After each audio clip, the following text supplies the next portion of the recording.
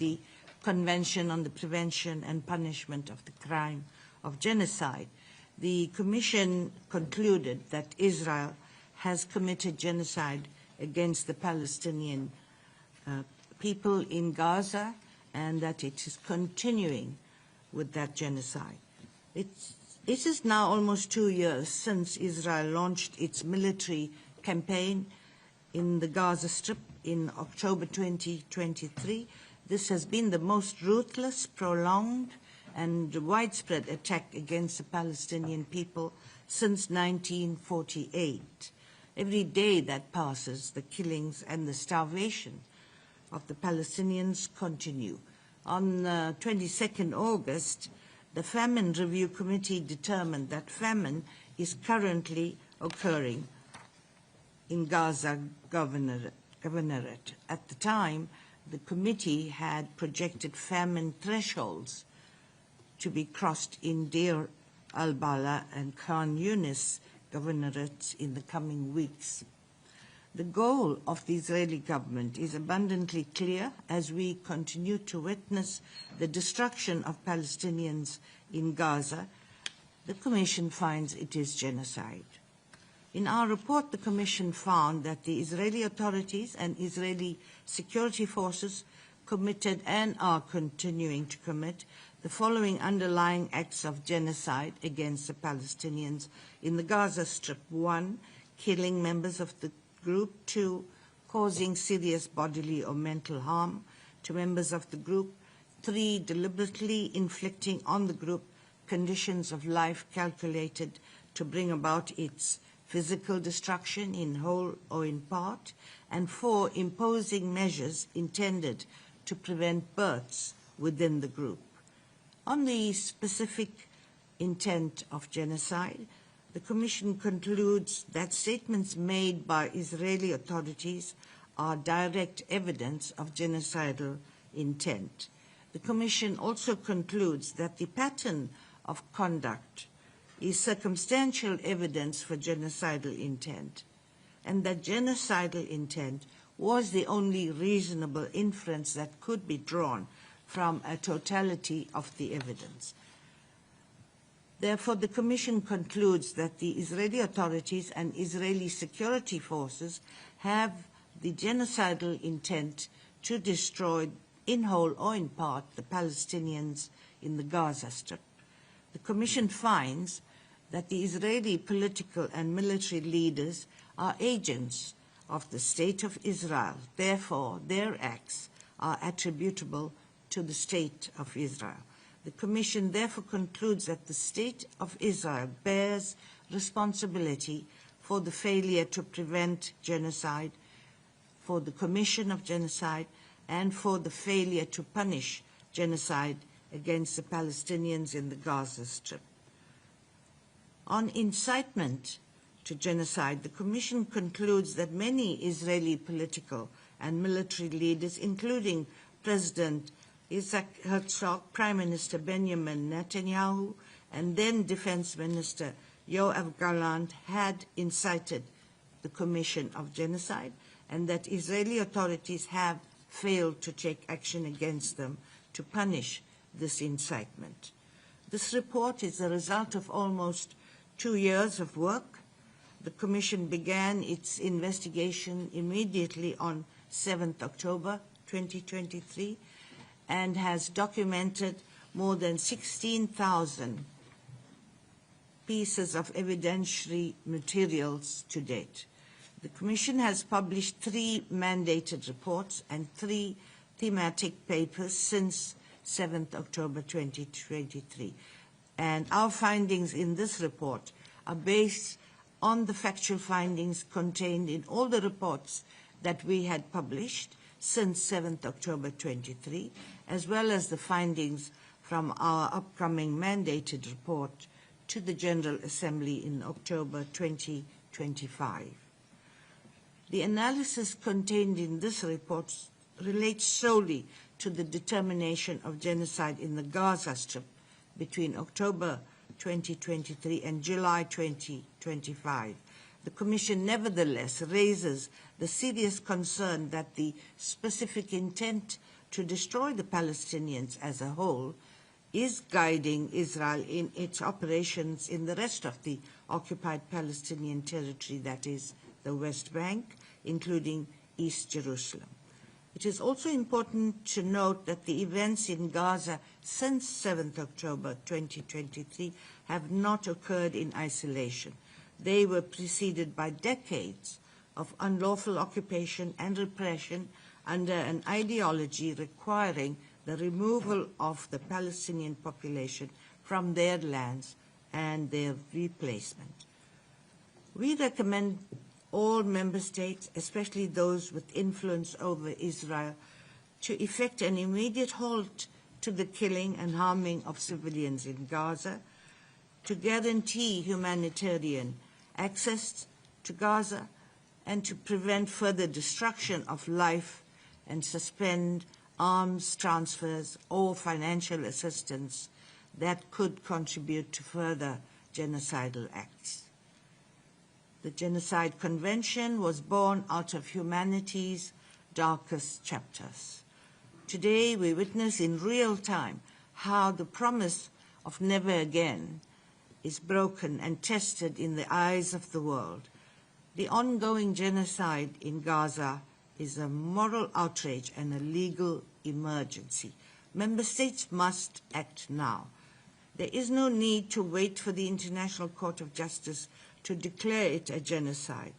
All states are obligated to use whatever means within its power to prevent the commission of genocide. And so we urge member states to ensure accountability for any crimes that have been committed and prevent further crimes from being committed, not just in Gaza, but the entire occupied Palestinian territory. So that's the end of my statement. And my colleague Chris Sidoti and I are here to respond to your questions, if any. Thank you. Thank you, Ms. Pillay. Now we'll open the floor to questions for the chair and the fellow commissioner, Chris Sidoti. We'll start on the right side. Please identify yourself and the media outlet that you work for. Laurent Siro, Swiss News Agency. Thanks for the press conference. First, you mentioned 4 out of 5 categories, components of genocide that are whose conditions are fulfilled in that case. Could you say why the 5th one has not been met? And then there were a lot of questions around your joint resignation in July. You have already mentioned a few reasons for that, but should we see also the fact that you concluded that the highest crime possible was reached and you couldn't go further in the scope and the extent of your investigation? Thank you.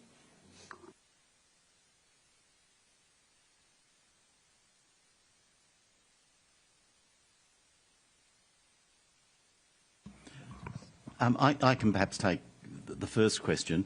The 5th category of genocidal act is the transfer of children from one group to another group. And the reason why that was not established is because we have no evidence of it. This has been an issue in other situations. It is particularly a much debated issue in relation to the Russia-Ukraine dispute, where Ukrainian children were taken to Russia. But we have no evidence that that category, Category 5, has arisen in the case of Gaza or the West Bank.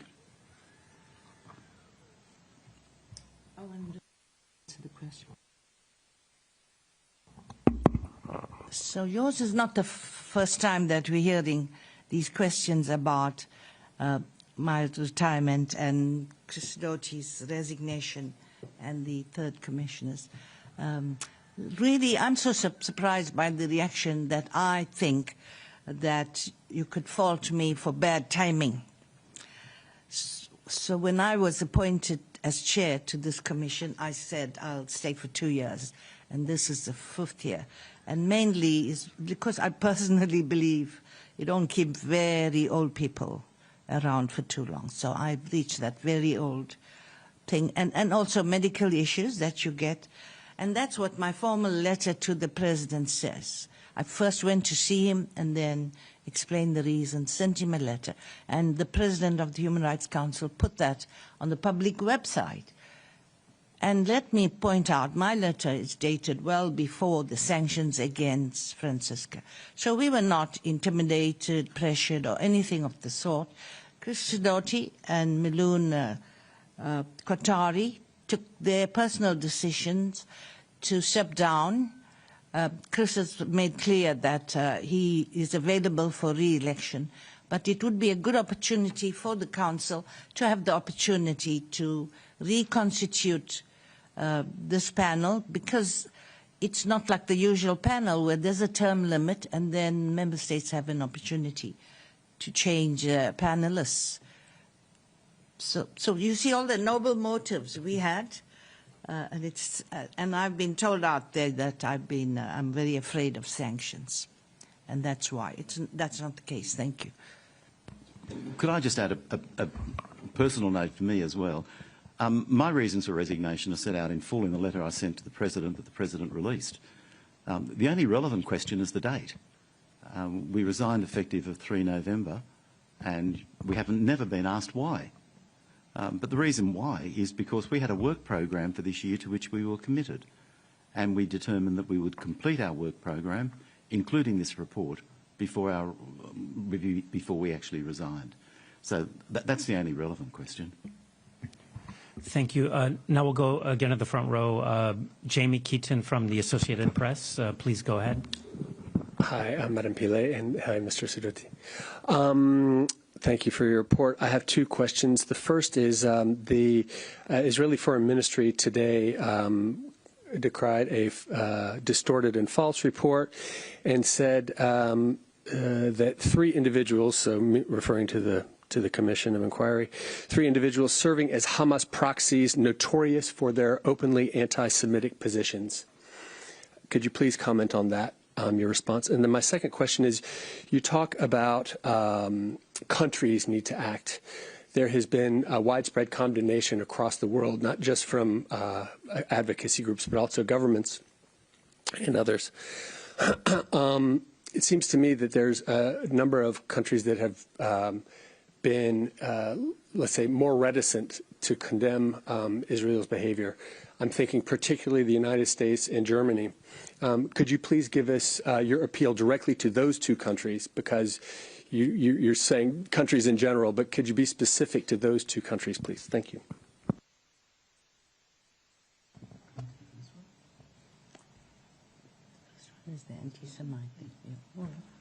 Can I respond? I've got the Chair's permission, Jamie, to answer your first question. These reports should be taken seriously, but honestly, the Israeli responses are becoming so boring. You know, they say the same thing every time. They're producing the responses by ChatGPT these days, and they spend so much money in the Foreign Ministry on propaganda, you think that they would actually come up with something original.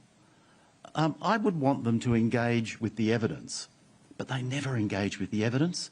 They put the report into ChatGPT, and then they put out the standard response. So no one takes it seriously, and Jamie, you shouldn't either. You know, this is 2 years' work on our part, painstakingly gathering the facts. You know, we're very aware that we have a mandate to you can't hear me? All right. So we have a mandate that requires us to share this information to judicial institutions, and we have not only the ICC, but national judiciaries. There was one request. And so we are very, very careful to ensure that we personally investigate and verify every fact here. We even quote the figures released by Israel. And I was labeled anti-Semitic only when I took over as chair of this commission. I served 6 years as High Commissioner for Human Rights, and Israel invited me, the only High Commissioner, to go on a mission to Israel. And they mentioned the balance with which I come in. So I'm sorry to bring in the personal element, but as Chris said, I wish they'll tell us where we went wrong on these facts, or just cooperate with us if they had done any investigations. That's on the one. Yeah, I take your point about naming states. You know, we had 2 additional mandates given to us by the Human Rights Council 2 years ago, but we never received resources for them. Our staff, you know, it's a small number of staff overworking. We're concerned about their health, in fact. So we couldn't deliver on those 2, one of which was to produce a report on the transfer of military equipment by states. We started working on this, and so that's why we're not ready to name any states just yet. But we will get there once we get our resources. Thank you for that. Thank you. Okay, in the front row, please go ahead. I'm Mohammed Al-Finich from Alga TV. According to your report, so clearly Israel commit genocide.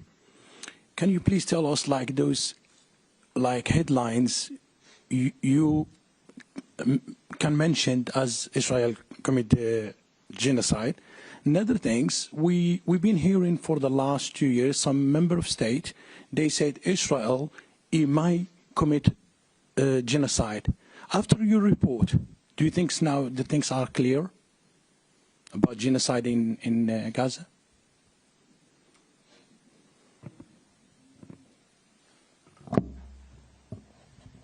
In the beginning, for instance, we were the first to denounce and condemn the Hamas attacks that took place on 7th October, and we named them as crimes against humanity, violations of international humanitarian law. And that's where we're thinking, because this is a Human Rights Council, that's the laws they provide, until we see the evidence like everybody else is watching the television and seeing it in real life. So it's the facts that moved us to investigate. We gather all the facts firstly, assess, verify, and then we see where the facts take us. Now, the law on genocide, how we found the specific intent by connecting the pattern of the acts as well as statements by the leaders. We've enumerated the statements. They're very explicit on treating all Palestinians as Hamas operatives. So I'll have, Chris, would you like to do the second half of the question on the law itself? Yeah. Navi mentioned the 4 categories of genocidal act that we found, and we indicated in the opening statement what those 4 categories are. But your question is well placed, because we didn't go into the detail that underlay our findings in those areas. And we didn't in our statement today because these facts are so well known.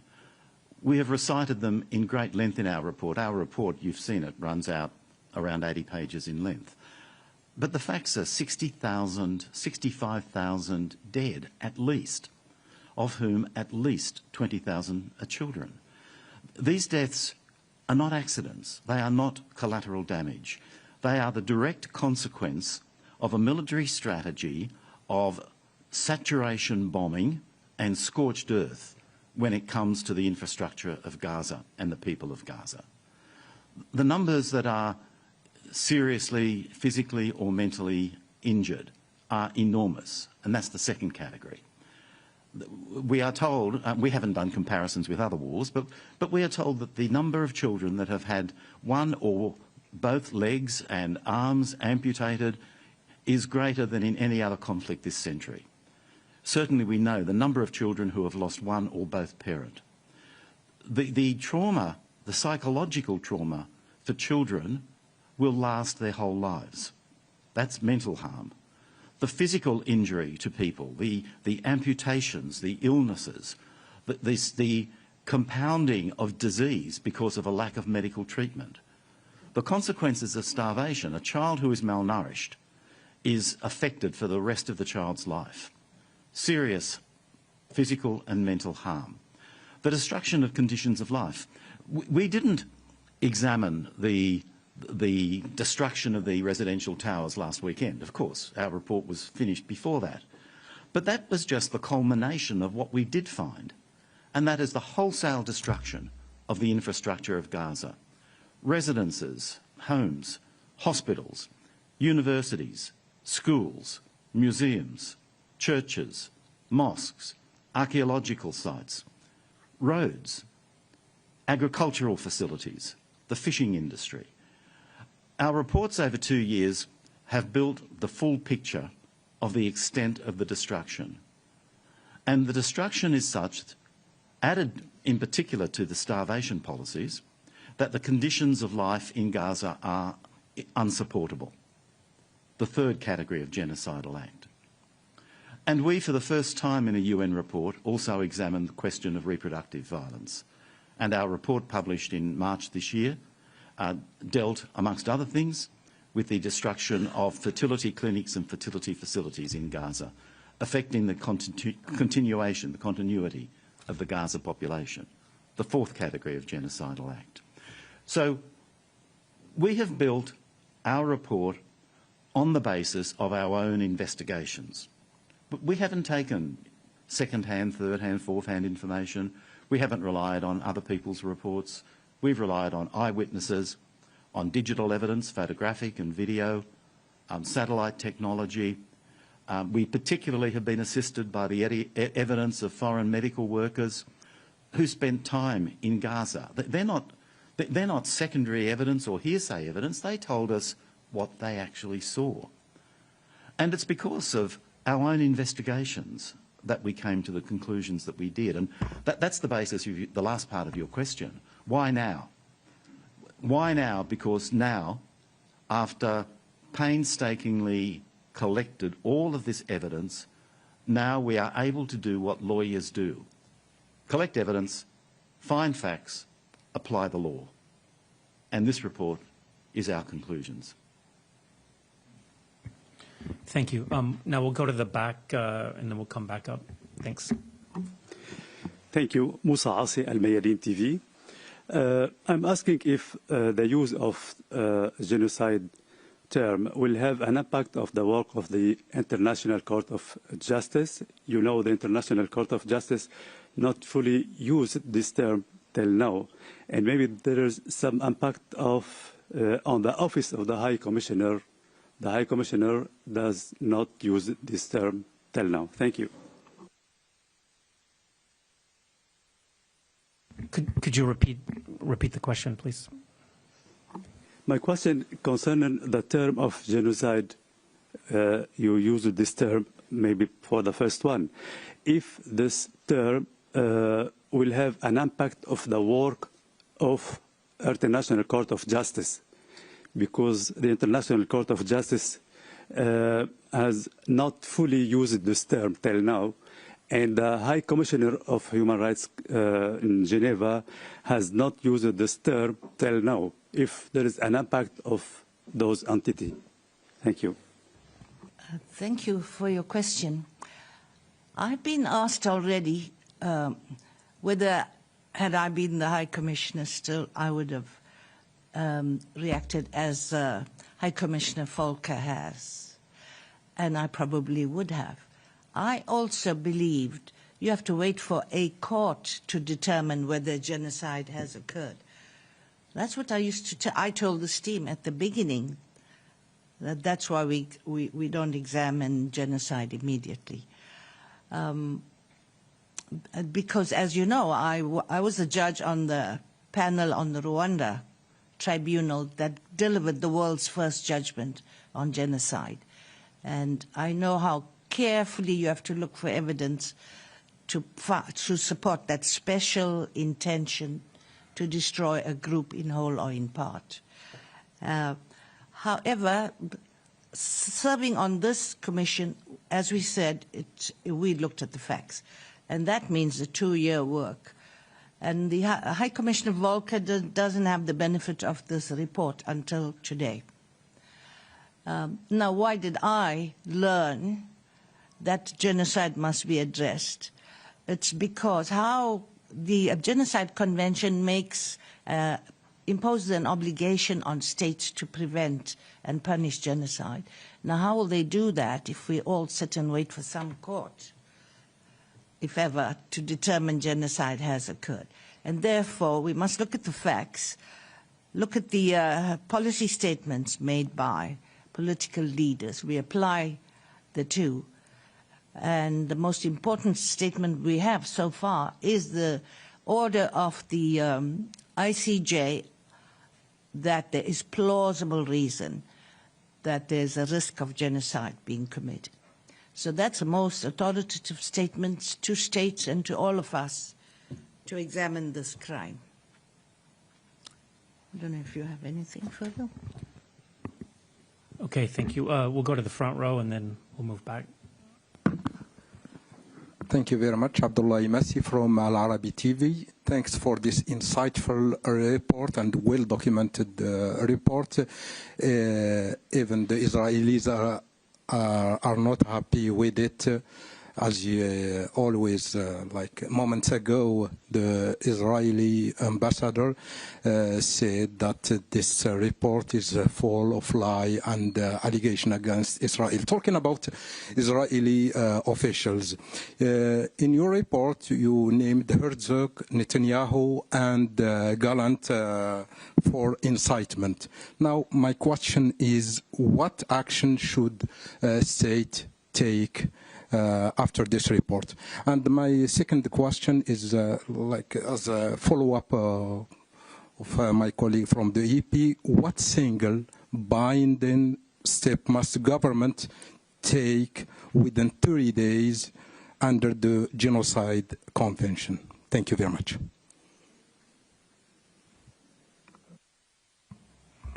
Thank you. So far as those named as having been responsible for the incitement of genocide, we have made a recommendation to the International Criminal Court that examine the evidence in relation to their statements and consider whether they should be prosecuted. That is a matter for the court. I should add that we have focused on the three of the top officials responsible for this area, but there are many, many statements by Israeli political and civilian leaders that incite genocide, and also by others, including some media commentators in Israel, that have been inciting genocide.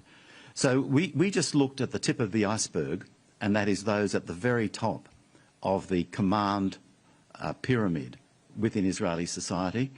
The incitement to genocide is a separate standalone crime under the Rome Statute, and that's what we're focused on, that crime of incitement, in naming them at the top of the pyramid of command.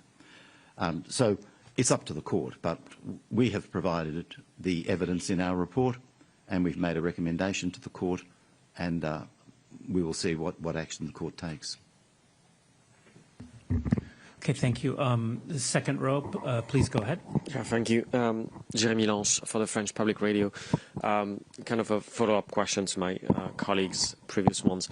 Another way to ask you for that is, are you hoping that from now on the UN, the Secretary General, the High Commissioner, will use the word genocide and not acts of genocide? And same thing for the state parties. And also, are you calling, it's a yes or no question, are you calling for Israeli state leaders, Benjamin Netanyahu, Yoav Gallant, and Herzog Gaza, to be brought before the ICC? So yes to that second question. You just wanted no or yes. Yes, it is our hope that this report will be read by the higher-ups, including the Secretary General at the United Nations, because they too are trained to be guided by the facts. This is the first time that, and we are the only investigating body of the UN that has taken 2 years to verify facts. So most of these facts already appear in our reports, but we investigated 3 or 4 areas of new facts as well.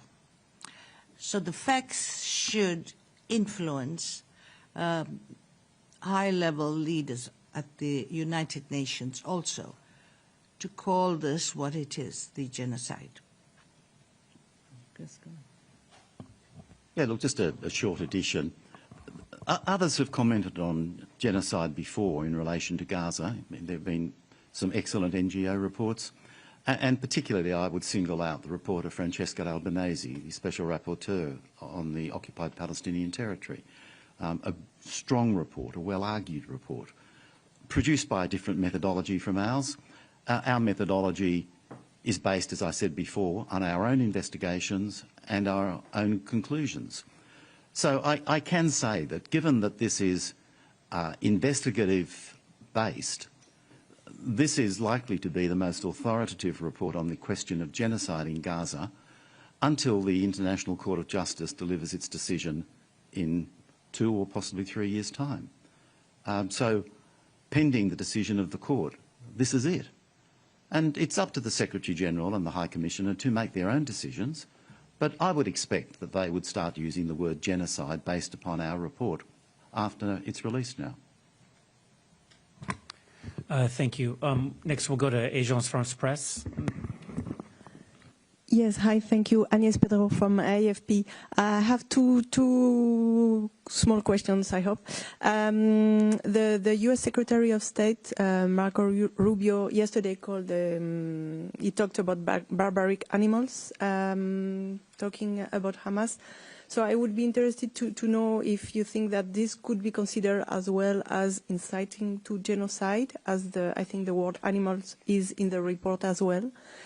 And then after the publication of this report, I would like also I would be interested to know what would you say as well to the Israeli society, given that their leaders are clearly pointed in the report and the conclusions of the report are quite strong. So what do you say to them, what they should do or what they could do as well? Thank you.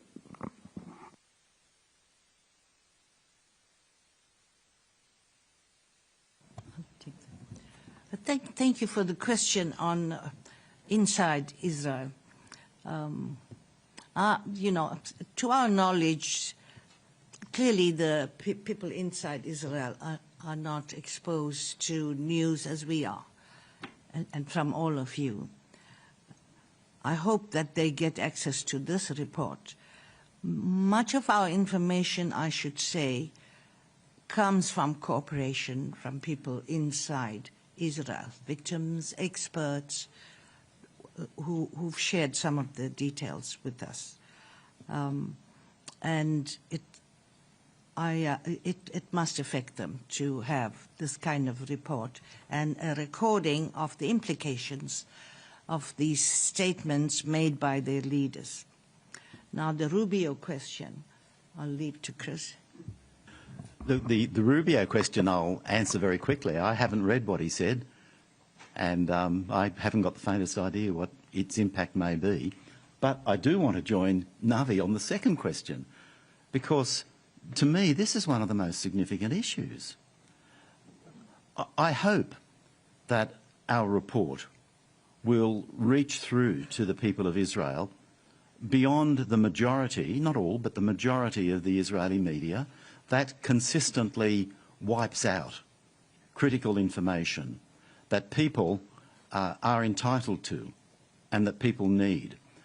The people of Israel have been betrayed by their government from the beginning. Betrayed on the 7th of October when 1,200 Israeli people were killed. Betrayed by the government in the government's abject refusal to take action to rescue hostages. Betrayed by the Israeli government in pursuing for 2 years now this genocidal war that has made the peace and security and the prosperity of the Israeli people almost impossible for the foreseeable future. The people of Israel are victims in this as much, no, not as much. There's no comparison with the suffering of the Palestinian people in the last 2 years. But the people of Israel are also the victims of this, victims of the betrayal of their own government. And anything that I can do and we can do that will assist the people of Israel to see what is happening, to take responsibility for their government's actions and act to end it, is only a good, is only a positive. We cannot understand how traumatic the 7th of October was for the people of Israel. And the trauma and their suffering has been ruthlessly manipulated by Netanyahu and his cronies for the last 2 years. and it's time that it stopped. And it's time that those who were responsible for this were held accountable. Okay, let's take a question from the New York Times. Yeah, thanks for taking the question. There's a significant gap between plausible evidence of genocide referenced by the ICJ in its provisional order and your conclusion that intent to commit genocide was the only reasonable inference that could be drawn. I'm just wondering, there are other possible explanations for some of the incidents that you cite in the report, military units acting on their own, getting carried away, the chaos of war, that it wasn't necessarily a specific plan. Were there specific issues or incidents or acts that helped convince you that you were dealing with intent that was the only reasonable inference? Thank you. The ICJ will not examine whether genocide has occurred, is occurring, until they reach the stage of arguments on the merits. Then they hear both sides. So they had to skirt around that and found plausible grounds that it is happening in order to order the provisional measures. It's too bad that these provisional measures ordered by the ICJ have been violated by Israel. And if you can take the second one. And again, could I just add a little to what Navi has said, Nick? The position of the ICJ is entirely understandable. I mean, as Navi said, they hadn't finished the case, but also they were looking at this 2 years ago. And the best indicator of how strong the ICJ was in what it said has been the hysterical action by the State of Israel and the United States to the ICJ's interim provisional measures based upon the evidence available to it. But I think the ICJ went a long way. That was 2 years ago. Of course, our findings now are different because we've had 2 years to investigate. And we conduct the investigations ourselves. The ICJ is dependent upon evidence being put before it. So we have an advantage in that sense. I'm sorry, the second question again? I got focused on it was really what allowed you to bridge the gap between plausible evidence and this being the only reasonable inference, intent. Investigation and reporting. We've been criticised for being slow, and I accept that it's taken a long time, but that's a direct product of our methodology. We've produced reports in the last 2 years on what happened in the first 3 months, the saturation bombing campaign, the continuing slaughter, the destruction of the healthcare facilities, the destruction of educational facilities, sex and gender-based violence, destruction of cultural properties, including mosques, churches, archaeological sites, universities, libraries, museums. We've done all that. And it's that investigation and those conclusions that enable us to say that these were genocidal acts, that they were committed intentionally. And what enabled us to make the leap from fact to genocidal purpose were the two things that we have highlighted. First, there is direct evidence in the statements of the Israeli leaders in positions of command responsibility. And second, there is a comprehensive, widespread, in fact Gaza-wide pattern of operations that lead to no other reasonable inference than this is occurring because of a genocidal purpose. So it's the combination of our own investigations and the breadth of what is happening, the extremity of what is happening. This is no minor matter. The extremity of what is happening is such that we could come to no other reasonable inference than genocidal purpose. But that was in addition to the cold, hard facts of what they said. It comes out of their own mouths. Thank you. We'll take one question from online. D. Ravi Kanth, please go ahead.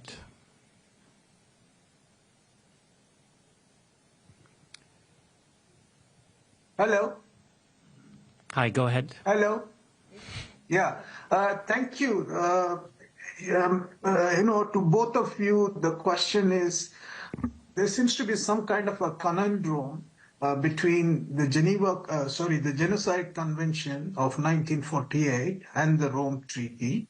Some countries, for example, are signatories to the Genocide Convention, while they are not to the Rome Treaty. Why I'm asking this question is the Indian issue here. India has, doesn't it enjoin on India, for example, to stop all kinds of either defense or commercial dealings with Israel, since it's a member of the Genocide Convention, but not a member of the Rome Treaty? Thank you.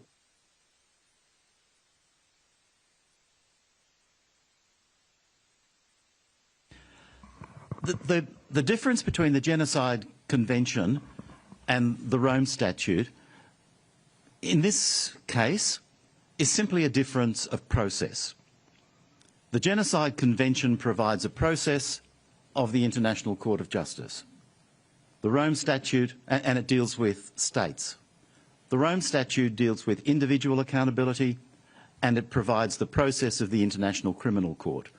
But the law in relation to genocide, the prohibition of genocide, the obligation to prevent genocide and to punish genocide, these are customary international law provisions that apply to all states, whether they've ratified the Genocide Convention or not, and whether they have ratified the Rome Statute or not.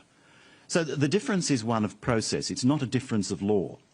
And all countries in the world, whether ratifying one or other or neither, are subject to international law that says that genocide must be prevented, genocide must not be committed, genocide must not be incited, and where it occurs, genocide must be punished. And this is where they have existing obligations. They don't have to wait for the International Court of Justice's decision. In fact, for me, the most significant aspect of the interim orders of 26 January 2024 was that every country in the world was put on notice by the International Court of Justice that there was a plausible risk of genocide in Gaza. And if it had not happened before that, it certainly happened then, that every country in the world became obliged under the law to take action, not to speak fine words, to take action to prevent genocide. There can be no doubt whatsoever that that obligation was activated on the 24th of January 2024, if not before. And in response to your question, that applies as much to India as, Jamie, it applies to Germany and the United States, as it applies to my country and every other country. Thank you. Unfortunately, we are almost out of time. Do we have time for one more question? Okay. We have one more question online from Anadolo. If you could please go ahead. Thank you for taking it for the last minute. Beyza Dönmez from Anadolu. I just wanted to have a quick follow-up after Chris's words. You say that member states does not need to wait the ICJ decision on genocide, but in the report you say that Israel has flagrantly disregarded ICJ orders.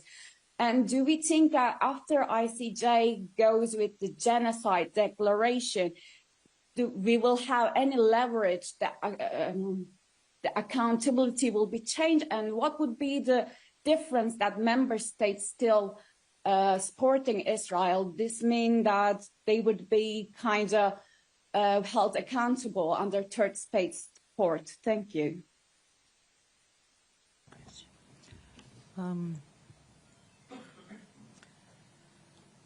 The International Court of Justice gives a clear guidance on what they mean by preventing and punishing genocide. And so clearly it begins with the state's investigation of the incident.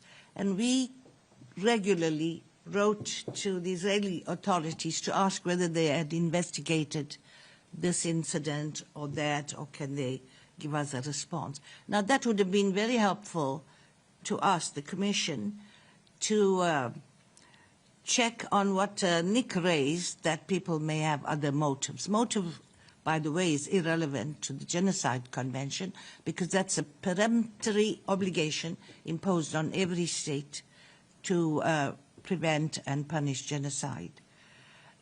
So there has to be investigations. If they had given us national investigations, we could have checked whether some soldier acted spontaneously or not. Once again, let me say my own experience as a judge on the Rwanda Tribunal. We did that, and we found certain acts of rape were not connected, and so we said these are opportunistic violations, sexual violations that occurred because people took advantage of the situation. So that's a process of judging, and with that experience, we did very carefully scrutinize here, but we would have benefited if Israel had conducted national investigations. Chris, did you get that? All right, thank you. Okay, thank you very much, Commissioner Pillay. Thank you, Commissioner Sidoti, and thank you everyone for joining us. That brings us to the end of this press conference. If you have any additional questions, please send them to us. We'll do our best to get them answered for you. Thank you.